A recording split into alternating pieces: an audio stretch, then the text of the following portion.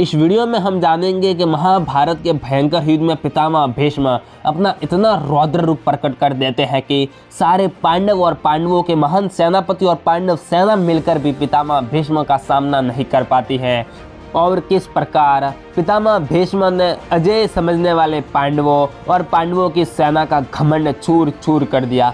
ये सब हम वीडियो के अंत तक जान ही लेंगे। मैं हूं आपका दोस्त रतन सिंह और आप देख रहे हैं हिस्ट्री फैक्ट।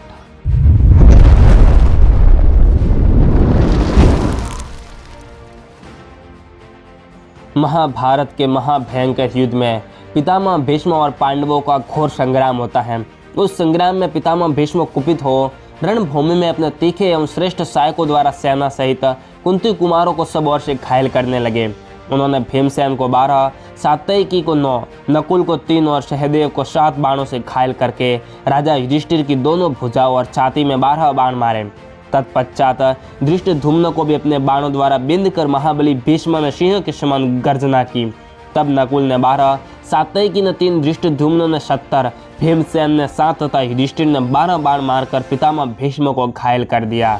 द्रोणाचार्य ने यमदंड के समान भयंकर एवं तीखे 5 बाणों द्वारा सात्यकी और भीमसेन से प्रत्येक को घायल किया।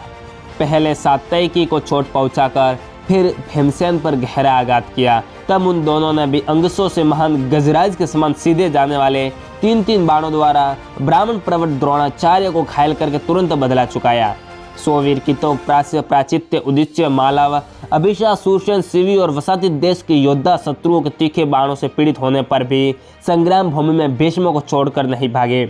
इसी प्रकार विभिन्न देशों से आए हुए अन्य भूपाल भी हाथों में नाना प्रकार के अस्त्र शस्त्र लिए पांडवों पर आक्रमण करने लगे। राजन, पांडवों ने भी पितामह भीष्म को घेर लिया। चारों ओर से रथ समूहों द्वारा घिरे हुए अपराजित वीर भीष्म गहन वन में लगाई हुई आग के समान शत्रुओं को दग्ध करते हुए प्रज्वलित हो उठे। रथ ही उनके लिए अग्निशाला के समान था, धनुष ज्वालाओं के समान प्रकाशित होता था, खड्ग, शक्ति और गदा आदि अस्त्र शस्त्र संविधा का काम कर रहे थे, बाण चिंगारियों के समान थे। इस प्रकार भीष्म रूपी अग्निवा क्षत्रिय शिरोमणियों को दग्ध करने लगी। उन्होंने स्वर्ण भूषित गृत्र पंखयुक्त तेज बाण तथा कर्णी, नालिक और नाराचों द्वारा पांडवों की सेना को आच्छादित कर दिया। तीखे बाणों से ध्वजों को काट डाला और रथियों को भी मार गिराया। ध्वजाएं काटकर उन्होंने रथ समूहों को मुंडित तालवानों के समान कर दिया। राजन, युद्ध स्थल में समस्त शस्त्रधारियों में श्रेष्ठ महाबाहु भीष्म ने बहुत से रथों, हाथियों और घोड़ों को मनुष्यों से रहित कर दिया। उनके धनुष की टंकार ध्वनि वज्र की गड़गड़ाहट के समान जान पड़ती थी। भारत, उसे सुनकर समस्त प्राणी कांप उठते थे। भरत श्रेष्ठ, आपके ताऊ भीष्म के बाण कभी खाली नहीं जाते थे। भीष्म के धनुष से छूटे हुए बाण कवचों में नहीं अटकते थे, उन्हें छिन्न भिन्न करके भीतर घुस जाते थे। महाराज, हमने सम्रांगण में ऐसे बहुत से रथ देखे जिनके रथी और सारथी तो मार दिए गए थे, परंतु वे वेगशाली घोड़ों से जुते हुए होने के कारण वे इधर उधर खींचकर ले जाए जा रहे थे। छेदी, काशी और करुष देश के 14,000 विख्यात महारथी थे। वे उच्च कुल में उत्पन्न होकर पांडवों के लिए अपना शरीर न्योछावर कर चुके थे। उनमें से कोई भी युद्ध में पीठ दिखाने वाला नहीं था। उन सब की ध्वजाएं सोने की बनी हुई थी। मुंह बाए हुए काल के समान भीष्म जी के सामने पहुंचकर वे सब के सब महारथी युद्ध रूपी समुद्र में डूब गए। भीष्म जी ने घोड़े, रथ और हाथियों सहित उन सबको लोकपतिक बना दिया। भरत नंदन महाराज, हमने वहाँ सैकड़ों और हजारों ऐसे रथ देखे जिनके धुरे आदि सामान टूट गए थे और पहियों के टुकड़े टुकड़े हो गए थे। माननीय प्रजानाथ, वृथों सहित टूटे हुए रथ, मारे गए रथी, कटे हुए बाण, कवच, पट्टिस, गदा, भिंदीपा और तीखे सहायक चिन्ह भिन्न हुए अनुकर्ष, उपासक पहिए, कटी हुई बाह, धनुष, खड़ग, कुंडलों सहित मस्तक, तलत्राण, अंगलित्राण, गिराए गए ध्वज और अनेक टुकड़ों में काटकर गिरे हुए छाप, इन सब के द्वारा वहाँ की पृथ्वी आच्छादित हो गई थी। राजन, जिनके स्वार मार दिए गए थे, ऐसे हाथी और घोड़े सैकड़ों और हजारों की संख्या में निष्प्राण होकर पड़े थे। पांडव वीर बहुत प्रयत्न करने पर भी भीष्म के बाणों से पीड़ित होकर भागते हुए अपने महारथियों को रोक नहीं पा रहे थे। महाराज, महेंद्र के समान पराक्रमी भीष्म जी के द्वारा मारी जाती हुई उस विशाल सेना में भगदड़ मच गई थी। 2 आदमी भी एक साथ नहीं भागते थे। पांडवों की सेना अचेत सी होकर हाहाकार कर रही थी। उसके रथ, हाथी और घोड़े बाणों से सप्त विक्षत हो रहे थे। ध्वजाएं कटकर धराशायी हो गई थी। उस भीष्म मारकाट में देव से प्रेरित होकर पिता ने पुत्र को, पुत्र ने पिता को और मित्र ने प्यारे मित्र को मार डाला। पांडु पुत्र युधिष्ठिर दूसरे सैनिक कवच उतारकर केस बिखेरे हुए सब और भागते दिखाई देते थे। उस समय पांडु नंदन युधिष्ठिर की सारी सेना गौ के समुदाय की भांति घबराहट में पड़ गई थी। रथ के कुबर उलट पलट गए थे और समस्त सैनिक आर्तनाद कर रहे थे। उस सेना में भगदड़ पड़ी देख यादव नंदन भगवान श्री कृष्ण ने अपने उत्तम रथ को रोककर कुंती कुमार अर्जुन से कहा, पार्थ, तुम्हें जिस अवसर की अभिलाषा और प्रतीक्षा थी वह आ पहुंचा। पुरुष, यदि तुम मोह से मोहित नहीं हो रहे हो तो इन भीष्म पर प्रहार करो। वीर, पूर्व काल में विराट नगर के भीतर जब संपूर्ण राजा एकत्र हुए थे, उनके सामने और संजय के समीप जो तुमने यह कहा था कि मैं युद्ध में जो मेरा सामना करने आएंगे, दुर्योधन के उन भीष्म, द्रोण आदि संपूर्ण सैनिकों को सगे संबंधियों सहित मार डालूंगा। शत्रुदमन, कुंती नंदन, अपने उस कथन को सत्य कर दिखाओ। तुम क्षत्रिय धर्म का स्मरण करके सारी चिंताएं छोड़कर युद्ध करो।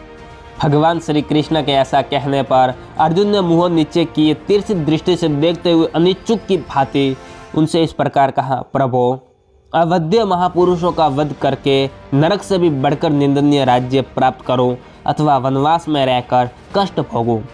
इन दोनों में से कौन मेरे लिए पुण्यदायक होगा? अच्छा, जहाँ भीष्म है उसी और घोड़ों को बढ़ाइए। आज मैं आपकी आज्ञा का पालन करूंगा। कुरुकुल के वृद्ध पितामह दुर्धर्ष वीर भीष्म को मार गिराऊंगा। राजन, तब भगवान श्री कृष्ण ने चांदी के समान श्वेत वर्ण वाले घोड़ों को उसी ओर हाका जहां अंशुमाली सूर्य के समान दुर्निरीक्ष्य भीष्म युद्ध कर रहे थे। महाबाहु कुंती कुमार अर्जुन को भीष्म के साथ युद्ध करने के लिए उद्यत देखकर युधिष्ठिर की भागती हुई विशाल सेना पुनः लौट आई। तब बार बार सिंहनाद करते हुए कुरुश्रेष्ठ भीष्म ने धनंजय के रथ पर शीघ्र ही बाणों की वर्षा आरंभ कर दी। भारत एक ही क्षण में बाणों की उस भारी वर्षा के कारण सारथी और घोड़ों सहित उनका वह रथ ऐसा अदृश्य हो गया कि उसका कुछ पता नहीं चलता था। भगवान श्री कृष्ण बिना किसी घबराहट के धैर्य धारण कर भीष्म के सैकों से सत विकसित हुए उन घोड़ों को शीघ्रतापूर्वक हाँक रहे थे। तब कुंती कुमार ने मेघ के समान गंभीर घोष करने वाले अपने दिव्य धनुष को हाथ में लेकर तीखे बाणों द्वारा भीष्म के धनुष को काट गिराया। धनुष कट जाने पर आपके ताऊ कुरुकुल रत्न भीष्म ने पुनः दूसरा धनुष हाथ में ले पलक मारते ही उसके ऊपर प्रत्यंचा चढ़ा दी। तदनंतर मेघों के समान गंभीर नाद करने वाले उस धनुष को उन्होंने दोनों हाथों से खींचा। इतने ही कुपित हुए अर्जुन ने उनके उस धनुष को भी काट दिया। शत्रुदमन नरेश, उस समय शांतनु कुमार गंगानंदन भीष्म ने धनुर्धरों में श्रेष्ठ कुंती पुत्र अर्जुन की उस फुर्ती के लिए उनकी भूरी भूरी प्रशंसा की और इस प्रकार कहा, महाबाहु कुंती कुमार, बहुत अच्छा, तुम्हें साधुवाद। ऐसा कहकर भीष्म ने पुनः दूसरा सुंदर धनुष लेकर सम्रांगण में अर्जुन के रथ की और बाणों की वर्षा आरंभ कर दी। भगवान श्री कृष्ण ने घोड़ों के हाँकने की कला में अपनी अद्भुत शक्ति दिखाई। वे भांति भांति के पैंतरे दिखाते हुए भीष्म के बाणों को व्यर्थ करते जा रहे थे। युद्ध स्थल में भगवान श्री कृष्ण कुशलतापूर्वक सारथ्य कर्म करते दिखाई दिए। राजेंद्र भीष्म अत्यंत क्रोध में भरकर युद्ध में पार्थ के ऊपर बार बार बाणों की वर्षा करते रहे। ये अद्भुत सी बात थी कि फिर शत्रुदमन अर्जुन ने भी क्रोध में भरकर युद्ध के लिए आमने सामने खड़े हुए भीष्म पर बाणों की वर्षा प्रारंभ कर दी। वे दोनों रणदुर्जय वीर एक दूसरे से युद्ध कर रहे थे। उस समय पुरुषीय श्री कृष्ण और अर्जुन दोनों ही भीष्म के बाणों से सत विकसित हो सिंगों के आघात से घायल हुए दो रोष भरे सांडों के समान सुशोभित हो रहे थे। तत्पश्चात भीष्म ने भी रण क्षेत्र में अत्यंत क्रुद्ध होकर अपने बाणों द्वारा बलपूर्वक अर्जुन के मस्तक पर आघात किया। उसके बाद वे बार बार सिंह के समान गर्जना करने लगे।